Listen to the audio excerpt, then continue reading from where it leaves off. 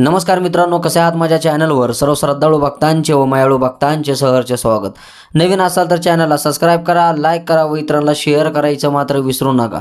चेडा गोटा असो, देवींचे शिपाई असो, देवींचे राखणदार असो, देवींचे गण असो, परम भक्त असो, अशी गुपित माहिती देणारं व सत्यावर माहिती रिसर्च करून अभ्यास करून माहिती देणारं चॅनल म्हणजे शोध अस्तित्वच हे प्रथम पहिले चॅनल हे मात्र लक्षात ठेवा।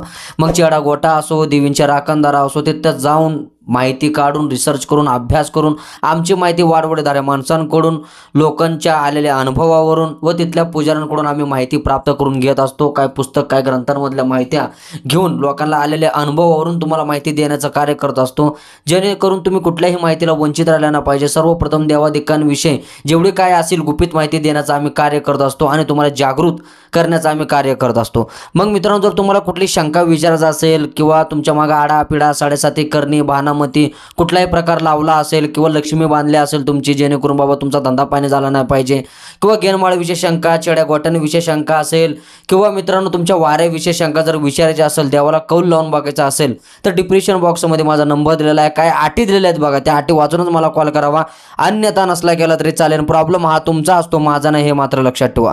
मित्रांनो, पार्ट 1 मध्ये आपण पाहिलं येडामाईला कसं काय आपण आख्यायिका, दंतकथा, लोककथामध्ये आपण काय, पार्ट 1 मध्ये मी तुम्हाला सांगितलेलं आहे। पार्ट 2 मध्ये काही खुलासे देखील आता सिद्ध होणार आहेत। काही लोकांनी कमेंट केल्या होत्या की दादा तुम्ही माहिती पाहिजे तेच देताय किंवा माहिती चुकीची देताय, हीच माहिती खरे, तेच माहिती खरे। मी त्यांना अजून देखील सांगतो, हा व्हिडिओ जर तुम्हाला आवडत असेल तर बघा, जर तुम्हाला आवडत नसेल तर बिनधास्त तुम्ही डिसलाईक करा आणि बघू नका। कुठल्याही येडाई विषय कुठल्याही पुराणामध्ये कुठेही आढळून येत नाही। लोककथा, दंतकथा आणि मित्रांनो तिथल्या ग्रामीण भागातून माहिती काढूनच आम्ही रिसर्च करून अभ्यास करूनच माहिती तुम्हाला देण्याचं कार्य करत असतो, जेणेकरून तुम्ही कुठल्याही माहितीला वंचित राहिला ना पाहिजे म्हणून। पण काही लोकांना कमेंट टाकायची खूप घाण सवय असते, पहिला ऐकायचं, 2 येऊन द्यायचं नाही, परत 3 येऊन द्यायचं नाही, उगाच काहीतरी भकवास करत राहायचं, इंटरनेटची माहिती घ्यायची टाकायची। कधी येरमाळ्याला गेले नाहीत, कधी तिथला परिसर फिरलेला नाहीत, ते लोक देखील कमेंट टाकतात। आधी पहिला जाणून घ्या, मानून घ्या, कारण आई येडाईचा इतिहास हा कुठल्या पुराणामध्ये आढळून येत नाही।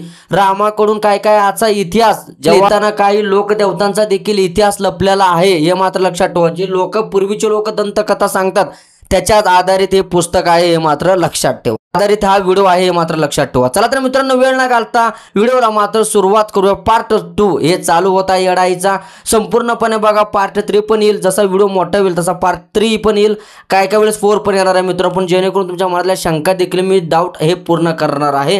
चला तर वेळ न घालता व्हिडिओला मात्र सुरुवात करूया। तर झालेला आहे मित्रांनो। येडाबाई असे विचारले, मी परमशिव भक्त असून मला या लीलेची माहिती आहे। यावेळी रामाची परीक्षा घेणारी सीता रूपी म्हणजेच पार्वती तिच्या मूळ रूपी आली, समोर प्रकट झाले। त्यावेळी रामाने माता पार्वतीस दंडवत केला। या प्रसंगी पार्वती माता बोलली की मला तुझी अवस्था पाहून अचंबा वाटला, म्हणून मी तुझी परीक्षा घेण्यासाठी या कुंतल देशातील आवरण्यात उतरले, पण तू या अवतारास बोलला नाही, यातच तुझी थोरवी आहे। रामाने तत्काळ पार्वती मातेचे चरण धरले, सोबत लक्ष्मणानेही वंदन केले। यावेळी रामाने पार्वती मातेस अचानक केली की जसे तू माझे दुःख कष्ट दूर करण्यासाठी या भूतलावर अवतरलीस, तशीच याच ठिकाणी सामान्य कष्टकरी लोकांच्या आयुष्यातील दुःख सुख दूर करण्यासाठी त्यांना बळ देण्यासाठी या वनात कायम वास्तव करावे, जेणेकरून असंख्य लोकांसाठी त्यांची आई दैवत त्यांच्या पाठीमागे आशीर्वाद देत राहावे। म्हणून आई तू इथे राहावे म्हणून राम माता पार्वतीस विनू लागला। पासून पार्वती देवी श्री यमाई श्री येडेश्वरी, लक्षात ठेवा, श्री यमाई श्री येडेश्वरी, श्री येडामाई, श्री येडाई या नावाचे कुंटुल देशात वास्तव्य करून आहे। ते ठिकाण म्हणजे नागझरी होय, लक्षात ठेवा, ते ठिकाण म्हणजे नागझरी होय। जुनी जंती लोक आजही जुनी येडाई म्हणून याच ठिकाणचा उल्लेख करत असतात, हे मात्र लक्षात ठेवा। परंतु आज ही तांदळा रूपी देवी श्री येडेश्वरी आहे, ती ठिकाण सर्वात प्राचीन असे देवीचे ठिकाण आहे।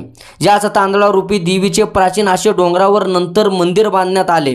हे मंदिर मध्यम युगात काळात असून यावर एक शिलालेख असून त्यावर चांदीचा पत्रा लावण्यात आला आहे। भौगोलिक स्थितीचा विचार केला तर श्री येडेश्वरी माता श्री शेकडो वर्षापासून वनदेवता अमृत देवता म्हणून लाखो भोजनांना आशीर्वाद देत आज ही वेगवेगळ्या रूपात पूजली जाते हे मात्र लक्षात ठेवा। ती मूळ अमृत देवता असून ती पार्वती रूपी येडेश्वरी देवी आहे। अलीकडे देवीचे वेगवेगळे रूपे पुढे आणली जातात। अलीकडे परशुराम देवताचा मुकुटा देवी समोर ठेवला जातो। पार्वती देवीचे रेणुक्यात रूपांतर होताना आपण पाहत असतो हे मात्र लक्षात ठेवा। भक्तीच्या श्रद्धेचा आपण मान ठेवायला हवा, कारण देवीला कोणत्या रूपात पूजले जातं त्यांचा प्रश्न शेकडो ती आदिशक्ती आदिमायेचे रूप अशा या अवतार कथेमुळे येरमाळा गाव व तेथील परिसर हा आध्यात्मिक वारसा लाभलेला भवनात असून या पावनभूमीतील अनेक साधू ऋषी मुनी राजे वडसूर सामान्य जनता व्यापारी यांनी या व्यापारी मार्गावरून शेकडो वर्षांपासून पराक्रमण केले आहे। यातील प्राचीन मंदिरे स्तूप थीर सारखी प्राचीन नगरे यावर प्रसन्न शिवभक्त रामाने शिव पार्वती देवीचे येरमाळा येथे स्थापना करून पुढे दक्षिण दिशेस वेदश्री म्हणजेच आजही धाराशिव जवळचे येडशी या गावी निसर्गरम्य अशा दरीमध्ये शिवलिंग स्थापन केले। या येथे शिवलिंग स्थापन करण्याचे कारण म्हणजे मित्रांनो येडशीच्या जटायू व रावणात युद्ध होऊन जटायूचा शेकडोंचा श्वास त्याच ठिकाणी गेला अशी दंतकथा तिथले सांगतात। म्हणून प्रभू रामचंद्र यांनी दरीत शिवलिंग स्थापन केले आहे। म्हणून या शिवलिंगात श्री क्षेत्र रामलिंग असे नावाने ओळखले जाते हे मात्र लक्षात ठेवा। आज देखील तिथे निसर्गरम्य वातावरण, दुर्बल पक्षी पशु औषधी वनस्पती यामुळे शिवभक्त सह पर्यटक तिथं अभ्यासक या वातावरणात विविध गोष्टींचा अभ्यास करण्यास येत असतात। जंगलाचा भाग व 12 महिने पाणी यामुळे माकडांची संख्या तिथे जास्त आहे। त्याचप्रमाणे मूस, डियर, गारुड, सुरकिंग, तरकक, बेडक्या, नील इतर दुर्लभ प्राणी, डोंगर, कुंजाकुंज, पता, काळी हळद, रक्तचंदन अशा औषधी वनस्पती या वनात मोठ्या प्रमाणात आहेत। या येडशी अभयारण्यात ठाकर ही आदिम जमात आज ही वास्तव्य करून असून येडेश्वरी, कनसरी माता, दुर्गा देवी व वाघ देवी या लोक देवतांना मोठ्या भक्तिभावाने पूजतात हे मात्र लक्षात ठेवा। श्री रामलिंग मंदिरात शिवलिंग असून बाहेरील ओवरीमध्ये गणराय, सूर्यमूर्ती, वीरगळ जुन्या मंदिराचे स्तंभ आहेत, तर डाव्या बाजूला ऋषी मुनींची धुनी आहे। दूर मूळ रामलिंग शिवलिंग हे दरीत दुसऱ्या बाजूस असून वारसा तिकडे कोणी जात नाही हे मात्र लक्षात ठेवा। येडशी येथील शिवलिंग स्थापन करून पुढे जात असताना दक्षिणेकडे जात असताना पार्वती त्यांना दुर्गावरून पाहते, म्हणून येथील वंदी देवी व दुर्गा देवी असे म्हटले जाते। संस्कृतीत किल्ल्यांना दुर्ग म्हटले जात। दुर्गांमुळे मनुष्यांच्या प्राण्यांचे रक्षण होते। दुर्गांमुळे शत्रू आत येऊ शकत नाही। शत्रू बरोबर दुर्गामुळे लढत येते, म्हणून भक्तांचे रक्षण करणाऱ्या देवीला दुर्गा हे नाव पडले आहे, कारण देवी भक्तांचे रक्षण करणारी देवता आहे हे मात्र लक्षात ठेवा। शिलेतील वनात चंदनाच्या लाकडात देवी स्थापन केलेली दिसून येते। येडशी येथील दक्षिणेस तुळजापूर येथे पार्वती माता आली तेव्हा रामाने आई तू का आलीस असे विचारले, तेव्हा देवीने रावण राज्याचा म्हणजेच दक्षिणेचा मार्ग दाखवला व रामास वरदानही दिले, म्हणून देवीस रामवर्धनीय असे नाव देखील पडले गेले आहे हे मात्र लक्षात ठेवा। याच नावाची देवी आरण्या बुवाच्या मठात जवळील मंदिरात असून मंदिर व मूर्ती प्राचीन व सुबीत आहे व तुकाई ही देखील नाव देवीस आई तू का आलेस यावरून आले अशी लोक मान्यता हे मात्र लक्षात ठेवा। कारण हे लोक कुठल्याही कथेत म्हणजेच की मित्रांनो जशी आख्यायिका लोकांना ऐकण्यात आली त्यांच्या पिढ्याना पिढ्या सांगत गेले त्याच आख्यायिकावरून मी तुम्हाला हे सांगत आहे। तू का ग आली रामाने असं म्हणल्यानंतर आई तू काय झाली हे मात्र लक्षात ठेवा, म्हणून हे कुठल्या पुराणात लिखित नाही हे मात्र लक्षात ठेवा। आपण जर उत्तरेतून दक्षिणेकडे येत असू तर तुळजापूर परिसरातच आपल्याला दक्षिणेत उतरण्यास एक मार्ग आहे हे लक्षात येते। येरमाळा गावातून मान्य दिशेने डोंगर मध्यामध्ये श्री येडेश्वरी मातेचे मंदिर असून मंदिराला जाताना प्रथम आपल्याला दत्ततीर्थ लागते, तिथून आलेला देवीचा डोंगर दृष्टीत पडतो।